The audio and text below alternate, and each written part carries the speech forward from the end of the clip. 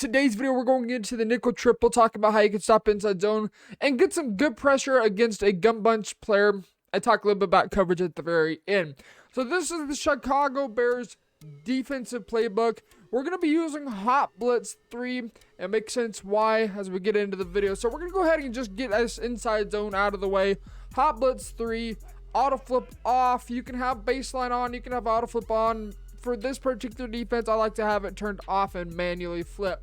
To stop inside zone, if they're spamming inside zone, you're going to show blitz, pinch D-line, and crash inside. Now, the guy that's on the blitz right here, you're going to take him and you're going to stand pretty much right in front of the right side A-gap, or the side of where the running back is, and you're going to just shoot straight down, and you're going to want to dive tackle.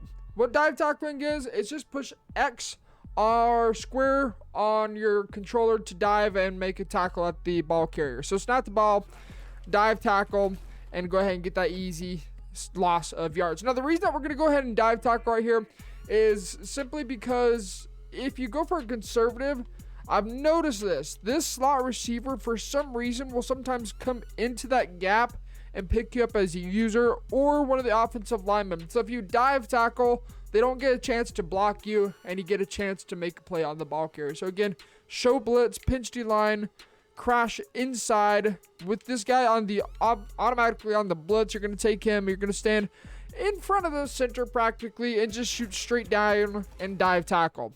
Now, let's go ahead and talk about gun bunch. This is after the most recent patch. Okay, so kind of keep that in mind. Patch ruins the game year in and year out. You can see right there, if you go ahead and just press an outside third, it's going to get bombed over top regardless. You don't need a clear out route. You don't need anything. If you press an outside third, whether you show blitz or you press them, you're getting beat. So let's just show blitz and go ahead and put this guy in a deep half.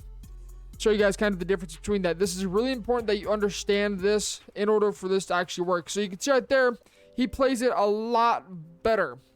So do not use an outside third when playing against gun bunch. Otherwise, an outside third press is going to get beat over the top. Now, if you want to go ahead and use an outside third, you want to show blitz, you better go ahead and back that guy off with YA, and then with the corresponding icon of the receiver to who he is aligned with. In this case, B is aligned with the outside third. You're going to want to go ahead and back him off. Now, again, we'll show you guys the difference with when we back him off versus when we keep him pressed. You can see right there, plays it really, really well, right? That takes care of that corner out. Now, if they have a streak, we'll talk about how you can deal with that, how they clear out that third and essentially flood the zones. But let's talk about the blitz setup real fast. So again, show blitz, back that guy off unless you want to put him in a deep half. And then from here, this is the look we want to give them every single down. Now, on top of that, we want to run with two safeties right here where the middle linebackers are, very similar to nickel and normal. Run it with two safeties because they animate. Okay, so linebackers just simply don't do much in the pass coverage, but at least safeties will try and jump the ball. Now, with this show blitz look, this is going to be going ahead and just sending 5, all right? So we're going to go ahead and just send 5 out. Snap the ball, engage, disengage, and we're going to get pressure every single time. And that right there is a little delayed in while Russell Wilson's going to break 5 sacks right there. 6 sacks, almost 6 sacks. That's EA Sports. It's in the game. The moment they block their running back, all right? Let's go ahead and just blitz our linebacker.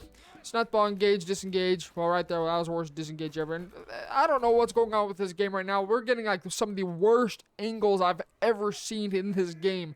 But they're going to pick up this blitz very, very easily. So if we want to go ahead and really get pressure at the QB, when they block the running back, you're going to blitz all linebackers. And then just snap the ball, engage, disengage, and he's right there. Again, kind of a delayed pressure, but we do get pressure off of the edge regardless. And that's going to happen every single time. I don't know what that slot corner speed is.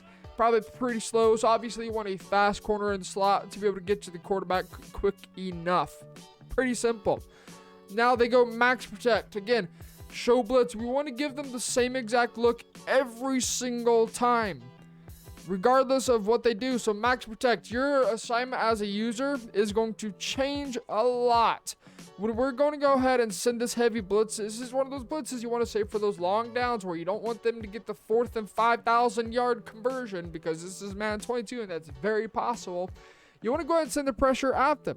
So we're going to go ahead and blitz our safety, blitz all linebackers, And if they have Vince Young, you're going to move this guy out and move this slot corner out and QB contain. That makes it to where they can no longer escape outside of contain because they can only double team. Let me just show you guys the micro fast. They can only double team that defensive end where the mic is at. He can only be double teamed, meaning that the safety is going to get a free shot at the quarterback and they can no longer escape. So if we go ahead and just run this as a double team, right? We got it all set up.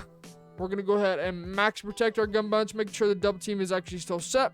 And we're going to go ahead and put Fred Warner, whatever his name is, on a zone. And we're going to go ahead and just roll out. Okay, well, right there, that was just really, that was a classic EA angle and why Escape Artist is so broken. But you see, it's going to be impossible for them to consistently escape out of the pocket. That's the blitz. It's a very, very easy blitz. Again, you're just going to show blitz. You want to give them the same look every single time. Do not change this.